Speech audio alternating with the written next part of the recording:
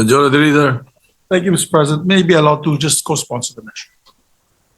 If I may. proceed. Thank you, Mr. President. Mr. President, yung akin dito hindi politika. Hindi na politika po. Whether I'm administration or on the other side, I'm for the country. You know that. I'm for the Senate. I believe in the Senate. And I believe the leaders of the Senate, the leadership of the Senate, and of course the leaders of our country. We want our country to move forward. But out of humanitarian concerns, I have a father, Mr. President, who's 85 years old. He might be listening right now, as a matter of fact. And as 85 years old, he has to be assisted. Because once you're over 80 years old, po, your balance, you have a problem with your balance. I see that with my father and my mother that has to be assisted. She's 82. Mr. President, yung tatay ko may medyo hindi na early stage dementia kasi minsan nakakalimot na rin siya sa mga anak niya. At talagang pag ganun ang stage, pati gamot nakakalimutan niya. So imagine you have a leader, former leader of the president, on isolation in that area na not assisted, talagang madideteriorate yung tao, Mr. President. We accord in the Philippine law accords persons of or detainees, persons deprived of liberty, a chance to see their family, a chance to even get visitors from not just family members but also other members of their circle. I remember also former President Joseph Estrada was given hospital arrest, and he was also given he was accorded certain liberties even when he was arrested. Former President Gloria Macapagal Arroyo also was given hospital arrest and given certain liberties also while arrested. Ako, hindi na po ito politika. Huwag nyo nang isipin, DDS o Marcos or kabila. Hindi po. Ito po, I'm speaking as a son who has a father that has the same illnesses that the president is feeling right now. So mine is more an humanitarian, compassionate request. That's why we toned down the resolution, Mr. President. Ginawa ko na lang po one-page resolution, just showing in view of his age and deteriorating health, asking the ICC, we're just appealing to the ICC to allow it within the rules. It's allowed within the rules. As a matter of fact, there has been instances in the past that they granted this kind of privilege to persons with deprived of liberty. So yun lamang po, Mr. President. I don't want to belate the point any further. Hindi po to politika, hindi dahil ganito ganyan. Walang political color to. It's just for humanitarian reasons, Mr. President. I know some of the families who are victims who would probably be angry at me, and I understand that. Pero yung akin siguro, if the position was done on anybody, sabi nga ni Senator Alan, may it be anyone, as a Filipino citizen, deprived of liberty abroad, we always grant help that we can. As a matter of fact, many death row inmates who've done karumal-dumal na krimen sa ibang bansa na Pilipino ay binibigyan po natin ng legal assistance. And also, we try to push for their clemency. As a matter of fact, marami pong binigyan ng clemency in Middle East countries requested by the President. So, yun lamang po, Mr. President. And maraming salamat sa ating mga kapatid na nakikinig po sa akin na yun. Mr. President, to co-sponsor the measure, we'd like to also recognize on the line of sponsorship, we have Senator Bato de la Rosa, Senator Bongo, Senator Robin Hood Padilla, and Senator Jinggoy Estrada. May we recognize, Mr. President, Senator Ronald Bato de la Rosa. Senator Ronald De La Rosa is recognized. Thank you, Mr. President. Habang ako'y nag-aaral sa PMA, yung aking tatay ay nilapitan ng mga NPA. At siya ay hinimok na ako ay pahintuin sa PMA para sumali sa NPA.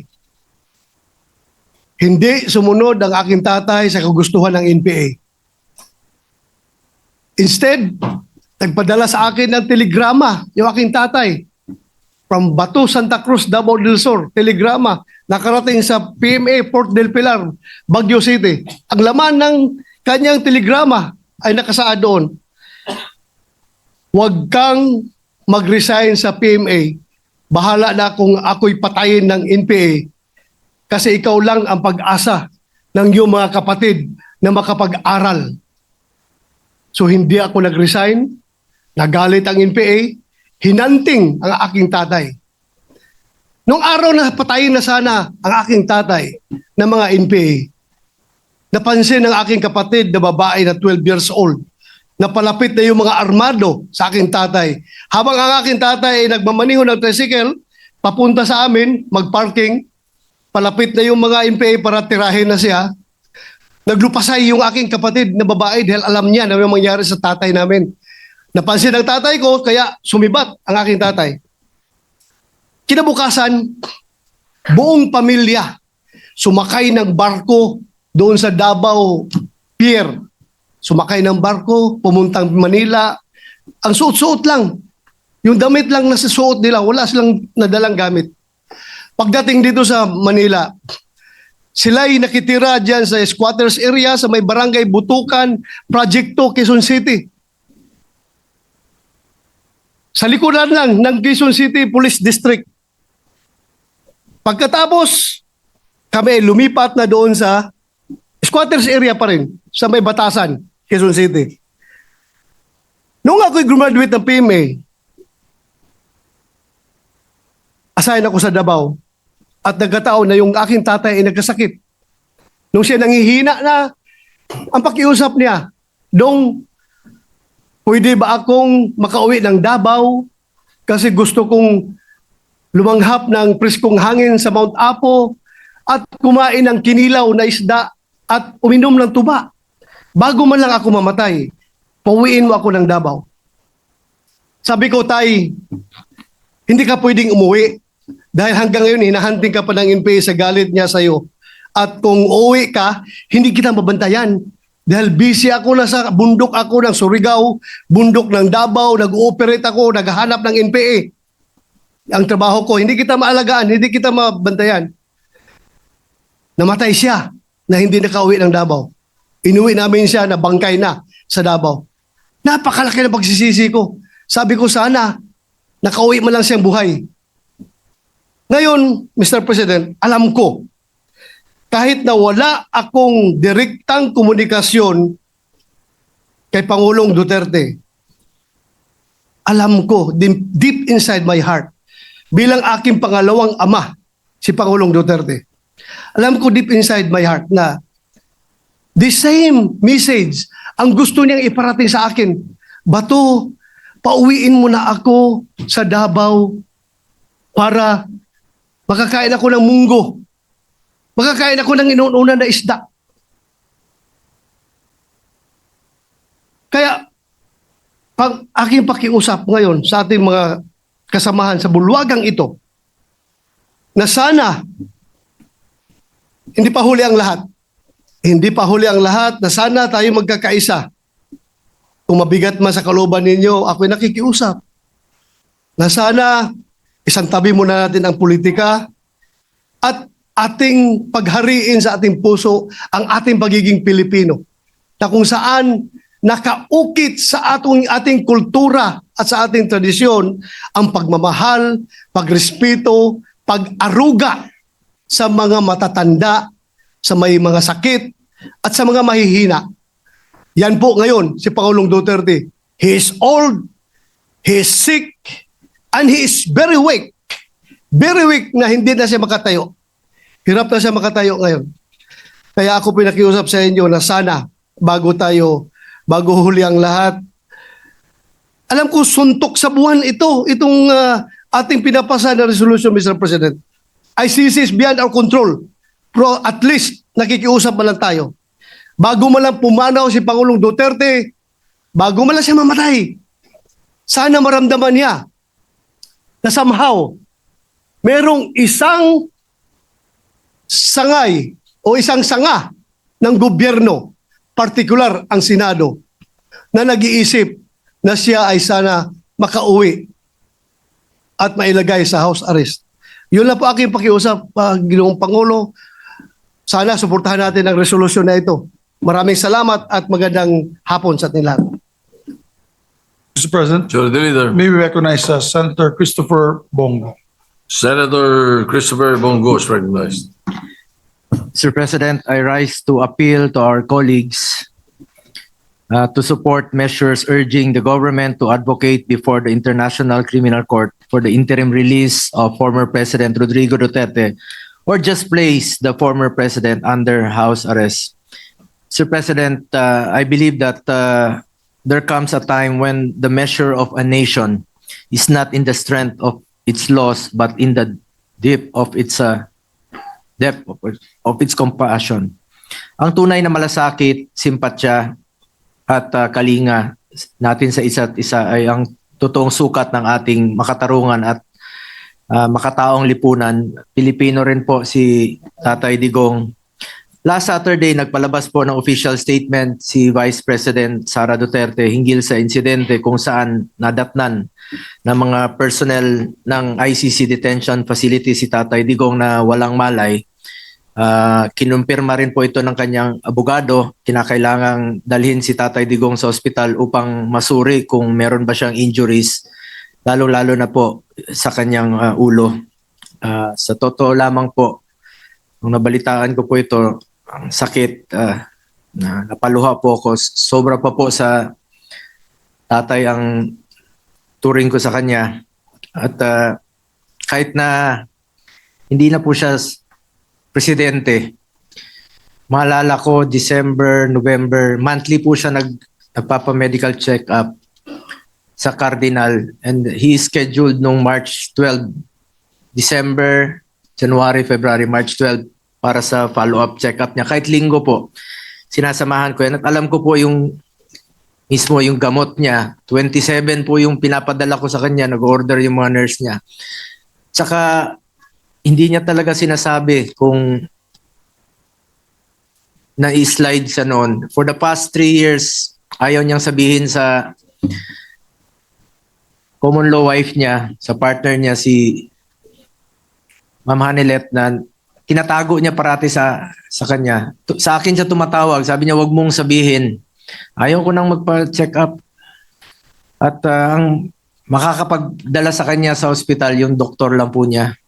Pag tinatakot namin siya through his doctor. Totoo po yun.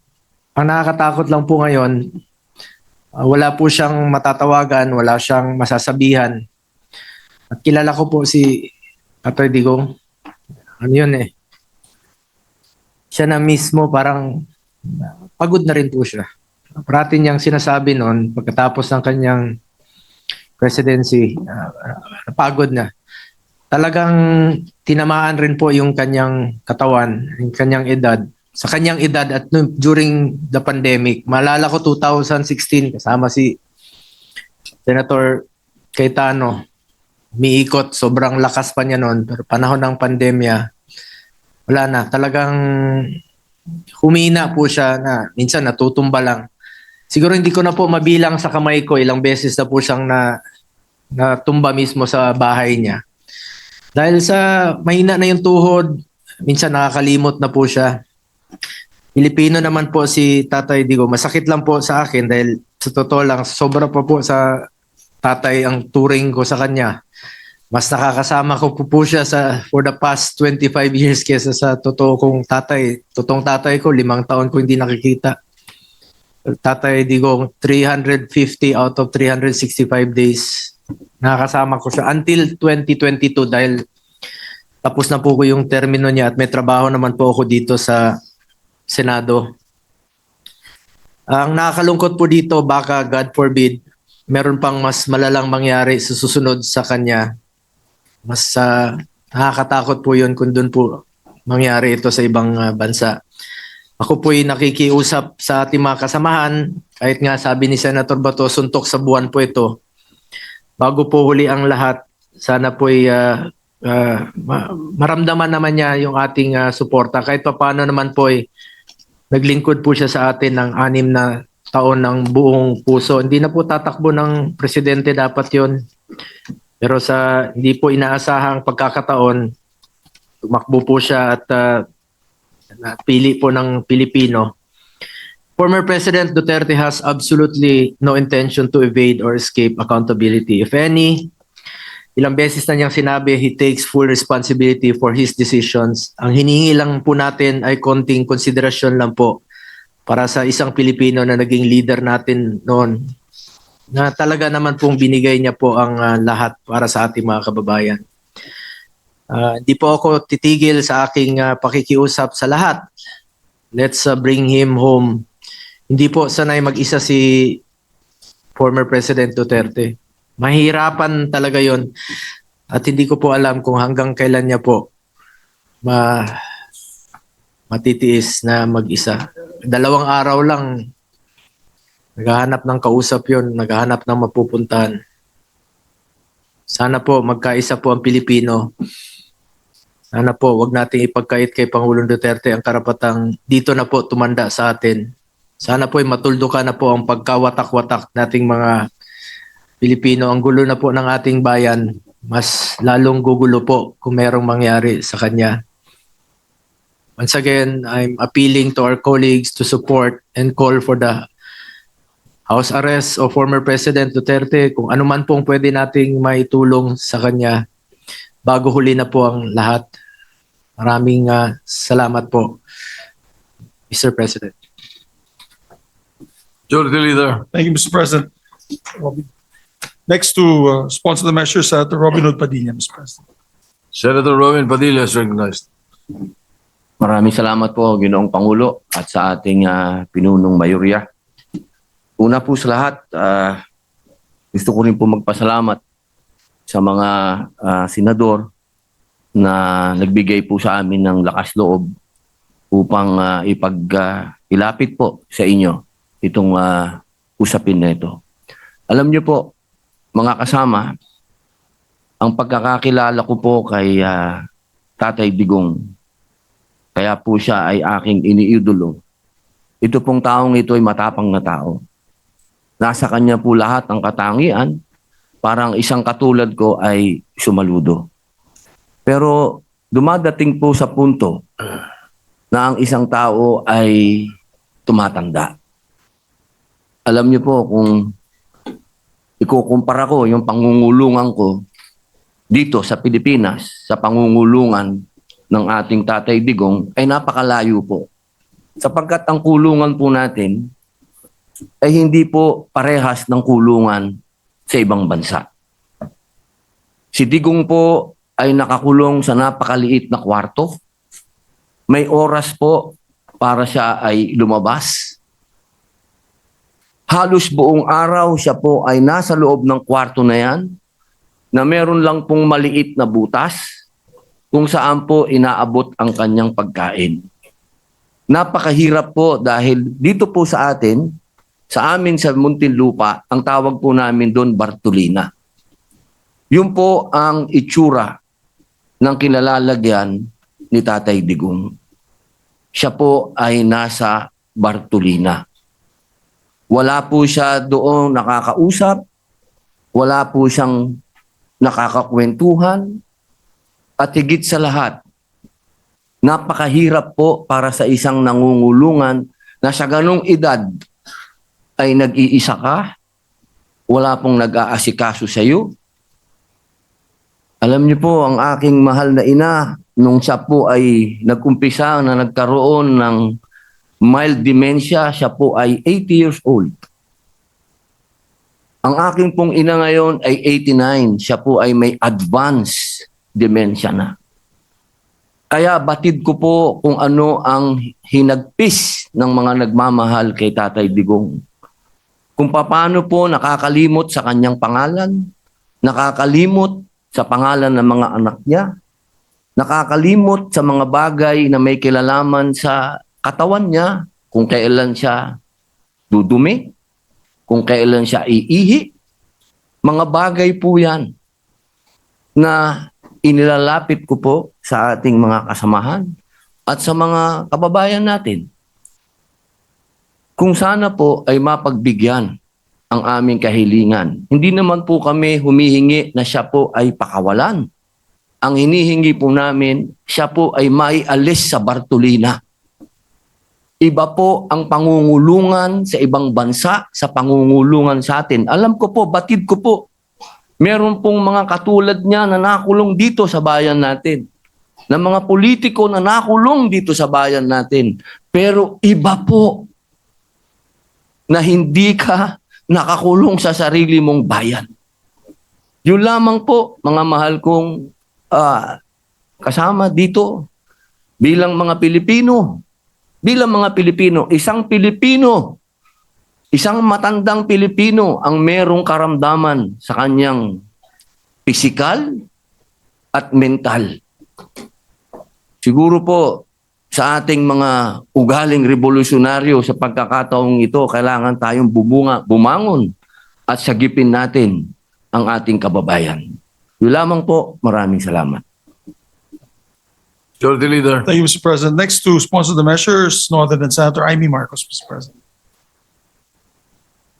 Mr. President, Majority Leader, may I co-sponsor the pending resolution and herewith enter into the records portions of the September 11 defense request for an indefinite adjournment, in particular paragraphs 3, 4, and 7, to wit, all of the medical information collated leads to an overwhelming conclusion that Mr. Duterte suffers from significant cognitive deficiencies that affect his memory, his daily executive functioning, his visual constructive abilities, and his orientation to place and time.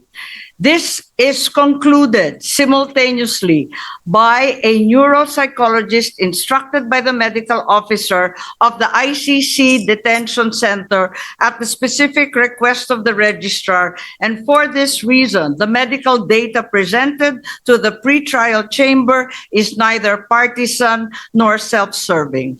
For the reasons cited above, therefore, I seek your kind humanitarian consideration and a sense of judicial mercy, and urge that we plead for house arrest. Thank you.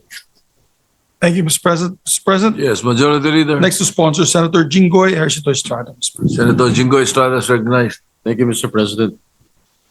Mr. President, I would like to associate myself with the sponsorship speeches of our colleagues and express my full support on proposed Senate Resolution number 144, expressing the sense of this chamber to request the International Criminal Court to hold former President Duterte under house arrest rather than in a detention facility, to uphold the principles of humanity, irrespective of political interest or other gains. Ginong Pangulo, hindi may kakaila na si dating Pangulong Duterte sa kabila ng mga kontrobersiyang bumabalot sa kanyang administrasyon ay naglingkod sa bayan sa loob ng maraming taon bilang mayor, vice mayor, congressman at bilang kalabing-anim na pangulo ng ating bansa. Naunawaan ko na may iba't ibang pananaw ang bawat isa sa atin dito hinggil sa naging pamumuno ng dating pangulo. Gayunpaman, hinihingi ng pagkakataon ang habag at pagpapairal ng konsiderasyon sa lumalalang kalagayan ng kanyang kalusugan. Likas sa ating mga Pilipino ang mataas na pagpapahalaga at paggalang sa mga nakakatanda. Sila na mga tagapag-ingat ng karunungan, kasaysayan at tradisyon ng ating pamilya. At gaya ng karamihan na nasa dapit hapon na ng kanilang buhay sa edad na 80 anyos. Hindi na siya ang leader na kinamulatan natin ilang taon na nakaraan, matatag sa likod ng pulpito ng kapangyarihan. Bagkus, isa na siya ngayon na ordinaryong ama, lolo at kapwa mamamayan na humaharap sa pinakamabigat na hamon ng kanyang buhay, na higit pang pinabigat ng katandaan at karamdaman. Kaya't hinihiling ko sa aking mga kasamahan, ilang mga senador ng sambayan ng Pilipino, kasama na rin ang ating mga kasamahan na sila Senator Risa, Senator Kiko, Senator Bam, na pairalin natin ang pag-unawa, pagbibigay halaga sa kalusugan at dignidad na nakatatanda, lalo na may dinadalang karamdaman. Ang pagpapasyang ito ay hindi nangangahulugan ng paglimot o pag-absuelto sa mga ipinupukol sa dating Pangulo. Pagkus ay pagbibigay ng pagkakataon na makapamuhay siya sa ilalim ng makataong kondisyon habang dinidinig ang kanyang mga kaso. Naway manaig ang ating pagkakaisa, lasakit at pagiging makatao. Dahil higit sa lahat, siya ay isa ring kapwa Pilipino. Sabi nga ng aking ama, dating Pangulong Estrada, walang tutulong sa Pilipino kundi kapwa Pilipino. Maraming salamat po, Ginoong Pangulo. Majority Leader. Thank you, Mr. President. Last but not least, to sponsor the measure, Senator Rodante Marcoleta. Senator Dante Marcoleta is recognized.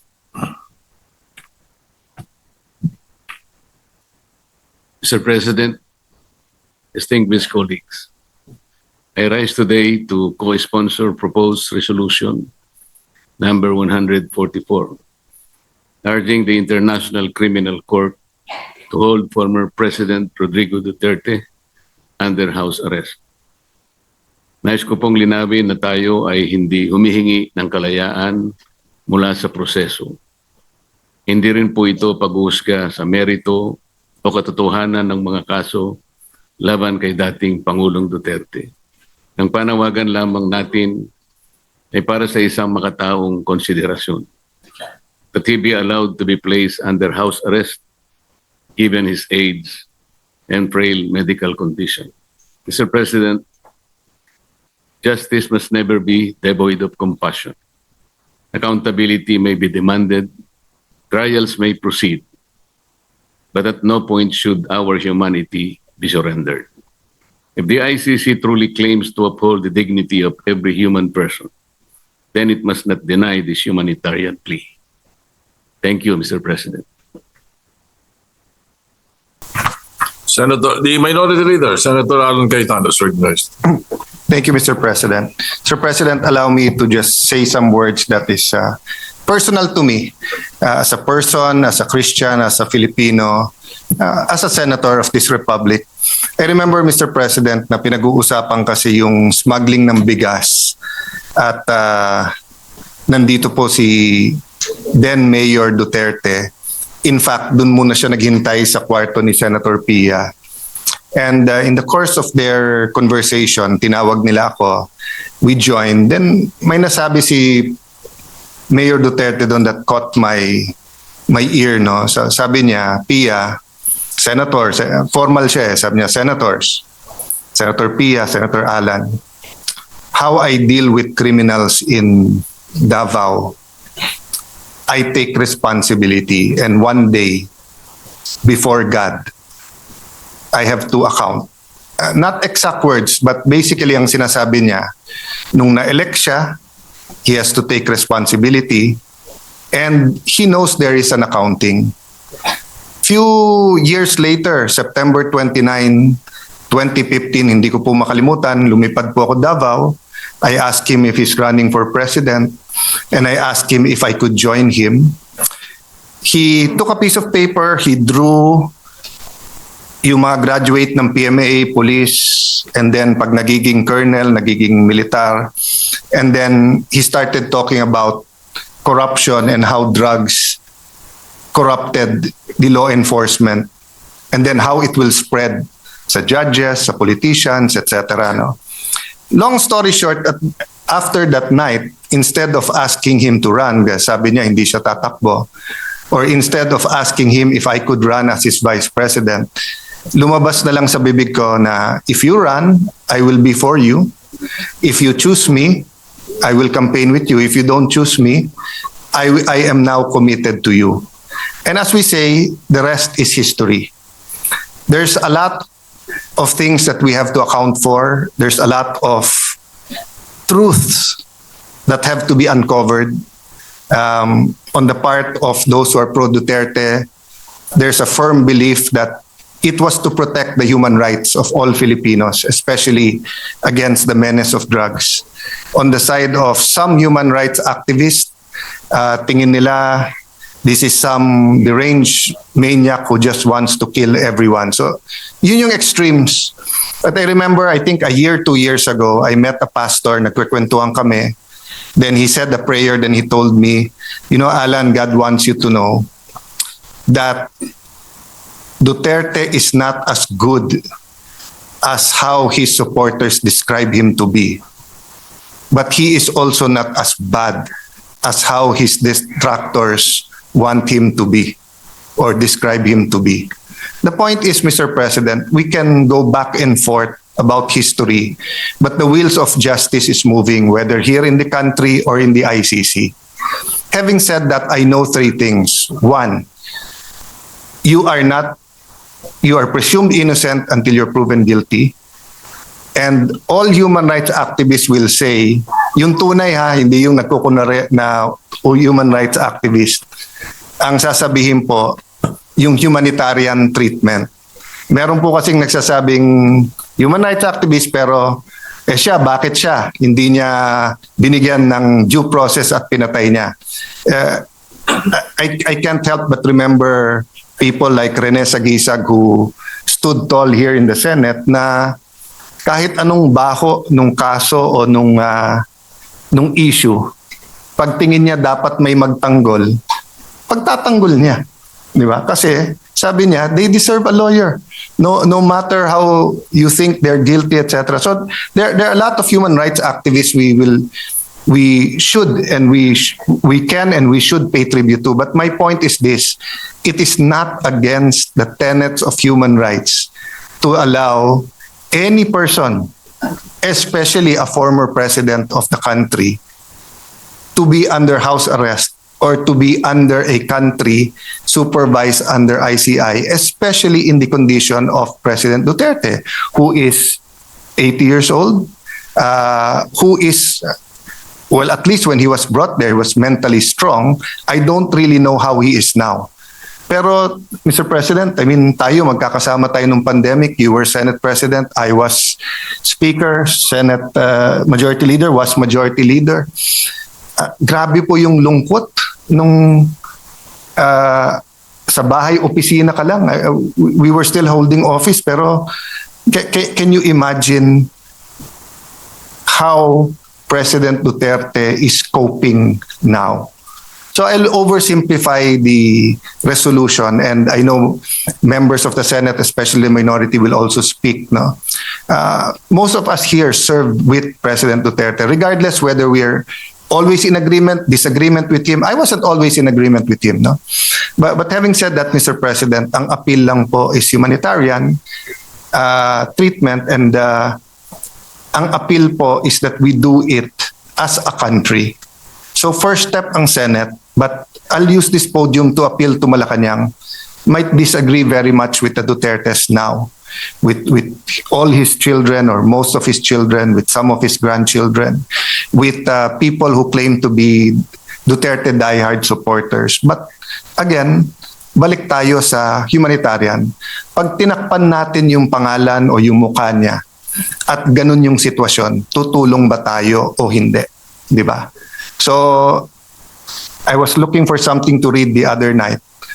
Nabuksan ko po yung isang libro saying, hindi bago nung sinabi ng Panginoon Jesucristo, love your enemies, pray for them, pray for people who prosecute you. Sabi sa Leviticus pa lang, nandun na yon. So I guess part of our struggle as a people is, how to deal with each other when we disagree politically. And again, hindi ko po binababa yung temperature. Human rights is important. All these issues should be threshed out, and it will be threshed out in the ICC. Di ba? May ICI ka na dito, may ICC ka doon. So, but one thing we don't want to do, is to see the former president suffer as if it is a punishment when he has not been convicted. So, Mr. President, this is not only for him, but it is for us as a nation. I cannot imagine what the country will do if something, I don't want to say it, but if something happens with him in the detention center at wala man tayong ginawa. So I'd like to thank you, Mr. President, the Majority Leader. I'd like to thank our colleagues that we took this up today, but I'd like to appeal to the palace na pag-aralan din nila just on that humanitarian, huwag nyo nang pansinin lahat ng tumitira o nagsasabi sa inyo o sa politika. Ang punto dito, he's a citizen of our country, he's 80 years old, he needs medical attention, he needs his family, he needs people to talk to. So thank you for this opportunity, Mr. President, and may I defer naman to the Majority Leader who will also sponsor this measure. Thank you, Mr. President.